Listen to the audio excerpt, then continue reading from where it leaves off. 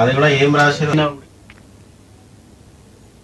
మంచిర్యాల జిల్లా కలెక్టరేట్ ఎదుట తెలంగాణ ప్రభుత్వ ఉద్యోగ జేఏసీ నాయకులు నిరసన తెలిపారు. వికారాబాద్ జిల్లా లగచిర్లలో కలెక్టర్ అధికారులపై దాడిని ఖండిస్తూ ఆందోళన చేశారు. అధికారులపై దాడులను ఉపేక్షించేది లేదన్నారు. నిందితులపై చర్యలు తీసుకోవాలని కోరారు. నిరసనలో అదనపు కలెక్టర్ మోతిలాల్, ఉద్యోగ సంఘాల నేతలు పాల్గొన్నారు.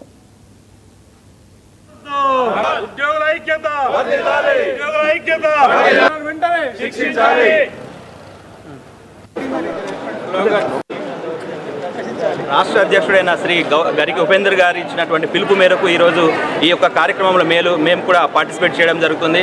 ముఖ్యంగా ఒకప్పుడు అంటే గత ప్రభుత్వ కాలాల్లో ఎలా ఉండేదంటే ఆ ఊర్లలో ఏం జరిగినా కూడా కళ్ళు చెవులుగా పనిచేసినటువంటి గ్రామ రెవెన్యూ అధికారులు ఉండేవారు. ఈరోజు ఈ దాడి జరగడానికి కారణం అలాంటి వ్యవస్థ ఈరోజు రాష్ట్రంలో లేదు.